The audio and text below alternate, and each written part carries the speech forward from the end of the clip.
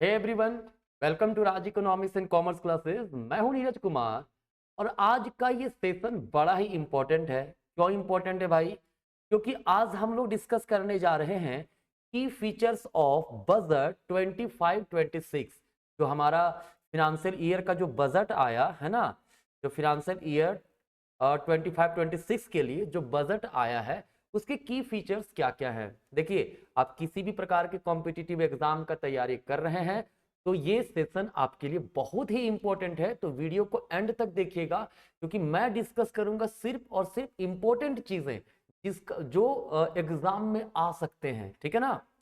तो सबसे पहले अगर हम लोग फीचर्स की बात करेंगे तो हम लोग चलते हैं। देखिए, सबसे पहले पता होगा 1 फरवरी 2025 को जो हमारे फिनांस मिनिस्टर हैं निर्मला सीतारमन जी, उन्होंने पार्लियामेंट में बजट को पेश किया है। ठीक है, इसमें बजट में क्या क्या चीजें फोकस रहा वो चीज हम लोग सब समझते हैं। ठीक है, सबसे पहले इसमें ना engine of development, 4 engine of development की बात कही गई है। ये इंपॉर्टेंट क्वेश्चन है। कौन कौन सा है? एग्रीकल्चर, एमएसएमई है ना, micro small and medium enterprises, investment और एक्सपोर्ट। ठीक है, ये 4 जो है इंजन ऑफ डेवलपमेंट इसमें माना गया है। ठीक है, इसके अलावा एक चीज आप ध्यान रखिएगा कि जो हमारा चल रहा है फिलहाल विकसित भारत मिशन 2047 है ना, 2047 तक है ना, 2047 तक इंडिया को विकसित बनाना है। इसके लिए है ना क्या किया गया, 4 प्रकार के कास्ट की बातें कही गई है। वो कास्ट कौन कौन से 4 कास्ट है याद रखिएगा। वो 4 कास्ट है आपका: गरीब मतलब पुअर, यूथ मतलब युवा, अन्नदाता मतलब फार्मर, नारी मतलब विमेन। ये 4 पे फोकस किया जा रहा है ज्यादा से ज्यादा। ठीक है, तो हमें बेसिकली यहां पे समझना है कि ये जो इंजन ऑफ डेवलपमेंट है जिसमें एग्रीकल्चर, एमएसएमई, इन्वेस्टमेंट और एक्सपोर्ट, इन चारों चीजों पे क्या क्या फोकस किया गया उसको हम लोग वन बाय वन समझने का कोशिश करते हैं। ठीक है, अगर बात करें सबसे पहले एग्रीकल्चर का, ठीक है, तो इसमें प्रधानमंत्री धन धान्य कृषि योजना डेवलपिंग एग्री डिस्ट्रिक्ट प्रोग्राम है ना, स्टेट के साथ मिलकर के ये योजना लाया जाएगा। ठीक है, क्या to cover 100 district and likely to help 1.7 crore farmers. ठीक है, ये जो योजना है इसके तहत जो है स्टेट गवर्नमेंट का हेल्प लेते हुए 100 डिस्ट्रिक्ट्स में ये योजना को कवर करना है। क्लियर है?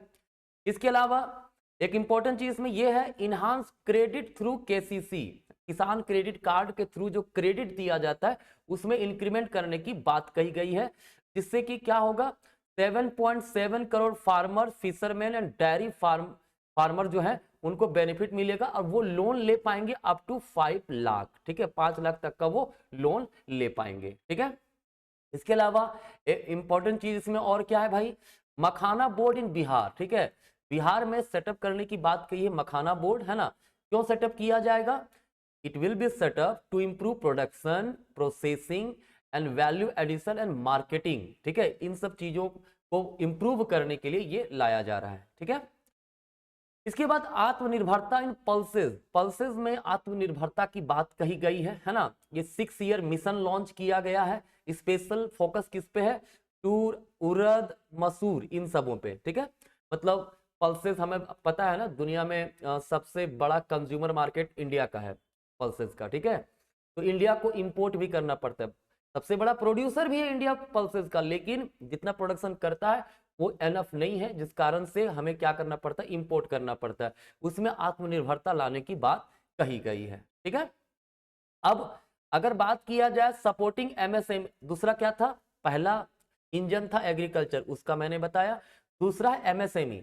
ध्यान रखिएगा जितनी इंपॉर्टेंट चीजें हैं वही डिस्कस कर रहा हूं, बाकी पूरा पढ़ना है तो आप पीआईबी चले जाइए, प्रेस इंफॉर्मेशन ब्यूरो है ना, वहां से आप डाउनलोड कर सकते हैं इस पीडीएफ को। ठीक है, पूरा डिटेल में पढ़ सकते हो आप। ठीक है, इसमें एमएसएमई के तहत क्या किया गया, credit card for micro enterprises, micro enterprises के लिए क्रेडिट कार्ड जो है ना उसको लॉन्च करने की बात कही गई, जिसमें लिमिट रहेगा 5 लाख। ठीक है, क्लियर है?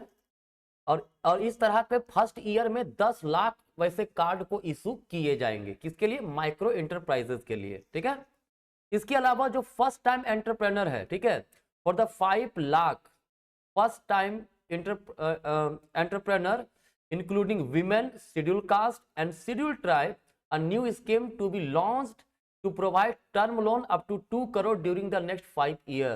आने वाले 5 सालों में 2 करोड़ तक का लोन देने के लिए 5 लाख जो पहले एंटरप्राइज जो एंटरप्रेन्योर होंगे, women, schedule caste, schedule tribe, इन लोगों के लिए स्कीम लाया जा रहा है। ठीक है, इसमें सबसे ज्यादा इंपॉर्टेंट हमारा एग्जाम में जो पूछ सकता है वो है revision in classification criteria for MSMEs, है ना। एमएसएमई का जो क्राइटेरिया है, जो क्लासिफिकेशन का क्राइटेरिया पहले था, इसमें कुछ रिवीजन किया गया। क्या रिवीजन किया गया है भाई? देखिए, सबसे पहले इन्वेस्टमेंट के तौर पे बोले तो माइक्रो एंटरप्राइजेस करंट में चल रहा था 1 करोड़ तक का इन्वेस्टमेंट अगर है, ठीक है, तो माइक्रो एंटरप्राइजेस कहलाएगा। अब रिवाइज हो गया 2.5 करोड़ तक। ठीक है, स्मॉल एंटरप्राइजेस जो है वो 10 करोड़ इन्वेस्टमेंट तक था। ठीक है, अप टू 10 करोड़ इन्वेस्टमेंट अगर करंट में था तो हमारा स्मॉल एंटरप्राइजेस कहलाता था। लेकिन रिवाइज में है कि 25 करोड़ तक का अगर इन्वेस्टमेंट हो रहा है तो वो भी स्मॉल एंटरप्राइजेस अब कहलाएगा। मीडियम एंटरप्राइजेस का पहले था 50 करोड़, अब हो गया 125 करोड़ तक का इन्वेस्टमेंट अगर हुआ है तो वो हमारा क्या कहलाएगा? वो हमारा कहलाएगा मीडियम एंटरप्राइजेस। मतलब पहले जितना था ना उसमें 2.5 टाइम्स बढ़ा दिया गया। कितना? इन्वेस्टमेंट जो है 2.5 टाइम्स बढ़ा दिया, इंक्रीज कर दिया गया है। ठीक है, वहीं अगर टर्नओवर की बात किया जाए तो करंट में जो चल रहा है रिवाइज जो किया गया वो 2 टाइम्स बढ़ा दिया गया। कितना टाइम्स? 2 टाइम्स बढ़ा दिया गया। पहले क्या था? पहले था कि माइक्रो एंटरप्राइजेस का करंट टर्नओवर 5 करोड़ का था, रिवाइज में 10 करोड़ हो गया। ठीक है, इसके अलावा करंट में 50 करोड़ था स्मॉल एंटरप्राइजेस का टर्नओवर, जो 100 करोड़ रिवाइज किया गया है। ठीक है, और मीडियम एंटरप्राइजेस जिसका टर्नओवर 250 करोड़ अब हो गया वो कितना? 500 करोड़। ठीक है, तो ये बड़ा इंपॉर्टेंट है, ये आपके एग्जाम में आने का बहुत ही ज्यादा चांस है। ठीक है, इसके अलावा नेक्स्ट इंजन था इन्वेस्टमेंट। तो investing in people, economy and innovation, लोगों पे इन्वेस्ट किया जाए, जो बच्चे हैं उनको सही से आहार मिल सके, उसके लिए सक्षम आंगनबाड़ी एंड पोषण 2.0 लाने की बात कही गई। जो IITs की कैपेसिटी है उसे इंक्रीज करने की बात कही गई है। Take care cancer centre in all district hospitals जो है उसको लाने की बात कही गई है। ठीक है, तो ये सब चीजें जो है पढ़ लीजिएगा, बट डिटेल में अलग अलग से सबको पढ़, जितना भी स्कीम्स है ना सबको डिटेल में अलग से पढ़िएगा। ब्रीफली मैं फिलहाल यहाँ बता दे रहा हूँ। ठीक है, ये सब उतना इंपॉर्टेंट नहीं है, जो ज्यादा इंपॉर्टेंट है उसी की बात कर रहा हूं। नेक्स्ट है आपका प्रमोटिंग एक्सपोर्ट की जब बात कही गई तो एक्सपोर्ट प्रमोशन मिशन लाया गया है। ठीक है, कैसे? देखिए, जब तक हम लोग एक्सपोर्ट ज्यादा नहीं करेंगे तब तक हमारा कंट्री का जो स्थिति अच्छा नहीं हो सकता है। ठीक है, ये सब हो गया आपका। अब हम लोग मेनली देखते हैं टैक्स में क्या चेंजेस किया गया है, वो ये भी बड़ा इंपॉर्टेंट है, इससे सवाल जो है आपका एग्जाम में आ सकता है। ठीक है, तो डायरेक्ट टैक्स का प्रपोजल नया क्या आया भाई? देखो, टैक्स स्लैब में चेंजेस हुआ है। ठीक है, 0.4 लाख तक कोई टैक्स नहीं, 4 से 8 लाख तक 5% रेट ऑफ टैक्स लगेगा, 8 से 12 लाख तक मिलेगा आपका 10% लगेगा आपको, 12 से 16 लाख में आपको 15% का टैक्स देना है, 16 से 20 लाख तक आपको 20% टैक्स देना है, 20 से 24 लाख तक 25% का टैक्स देना है, और 24 लाख से ऊपर अगर आपका इनकम है 30% टैक्स आपको देना है। ठीक है, ध्यान रखना यहाँ पे इंपॉर्टेंट चीज ये है कि जिसका इनकम 12 लाख तक है, ठीक है, उनको टैक्स रिबेट मिलेगा। टैक्स रिबेट के बाद उन्हें किसी प्रकार का टैक्स नहीं देना है। मतलब जिनका इनकम 12 लाख तक है उसे किसी भी प्रकार का टैक्स देने की आवश्यकता, मतलब इनकम टैक्स देने की आवश्यकता नहीं है। ठीक है, वहीं अगर सैलरीड पर्सन है तो उन्हें 12.75 लाख तक उनको टैक्स देने की आवश्यकता नहीं है, 12,75,000 तक। ठीक है, ये आप थोड़ा सा याद रखिएगा, ये इंपॉर्टेंट चीज है। क्लियर? अब है रुपीज कम फ्रॉम, इससे सवाल बहुत अच्छा खासा रहता है भाई। क्या है? रुपी कम्स फ्रॉम, रुपी आता कहां से, मतलब हमारे पास जो रिसिप्ट्स आते हैं गवर्नमेंट के पास वो कहां कहां से आते हैं। याद रखिएगा 24% जो आता है बोरोइंग एंड अदर लाइबिलिटीज से आता है। सरकार काफी सारा पैसा बोरो करती है ना, फॉरेन इंस्टीट्यूशन से, इंटरनल डेट लेकर के बहुत सारा बोरोइंग करती है। ठीक है, सबसे ज्यादा रुपी कहां से आ रहा है, मतलब सबसे ज्यादा बोरोइंग से आ रहा है हमारा। ठीक है, फिर है इनकम टैक्स, इनकम टैक्स से 22% आ रहा है, यूनियन एक्साइज ड्यूटी से 5% आ रहा है, जीएसटी एंड अदर टैक्सेस से 18% आ रहा है, कॉरपोरेशन टैक्स से 17% आ रहा है, कस्टम्स से हमारा 4% आ रहा है, फिर नॉन डेट कैपिटल रिसिट से 1% आ रहा है, और नॉन टैक्स रेवेन्यू रिसिट से 9% आ रहा है। अगर आपसे सवाल कहा जाए, ठीक है, कि सबसे ज्यादा पैसा आता कहां से, तो अगर ये सारे ऑप्शन है तो आपको बोरोइंग मारना है। लेकिन अगर सवाल रहे सिर्फ टैक्सेस लिखा हुआ रहे, और बोरोइंग लिखा हुआ रहे, और नॉन टैक्स लिखा हुआ रहे, तो टैक्सेस मारना होगा। क्यों? इनकम टैक्स भी आपका टैक्स में आ गया, यूनियन एक्साइज ड्यूटी भी टैक्स में आ गया, जीएसटी भी टैक्स में आ गया, कॉर्पोरेशन टैक्स भी आ गया आपका टैक्स में। ठीक है, तो याद रखिएगा, इस तरह से समझने का कोशिश कीजिएगा। ठीक है, तो रुपी कहां से आता है ये तो पता चल गया। अब हमारा जो सरकार खर्च करती है, रुपी गोज टू, कहां खर्च होती है, तो भाई याद रखिएगा सबसे ज्यादा जाता है इंटरेस्ट पेमेंट में, 20% हमारा इंटरेस्ट पेमेंट में चला जाएगा। ठीक है, 16% जो है सेंट्रल सेक्टर स्कीम्स जो है ना, उस पे चला जाएगा। फिर अगर बात करें मेजर सब्सिडीज में 6% जाता है, डिफेंस में 8% जाता है, state share of taxes and duties 22% जाता है। सबसे अधिक पैसा यहीं पर जा रहा है। ठीक है, फिर है finance commission and other transfer 8% जा रहा है, सेंट्रली स्पॉन्सर्ड स्कीम्स जो है वो 8% जा रहा है, अदर एक्सपेंडिचर 8% है, पेंशन जो हमारा है वो 4% है। तो रुपी यहां पे आपका खर्च हो रहा है। ठीक है, याद रख लीजिएगा, सबसे ज्यादा centre state share of taxes and duties में 22%, दूसरा में इंटरेस्ट पेमेंट 20%। क्लियर है? अब अगर रिसीट्स की बात करें तो सरकार को जो रिसीट्स मिलता है वो रेवेन्यू रिसीट्स होता है या कैपिटल रिसीट्स होता है?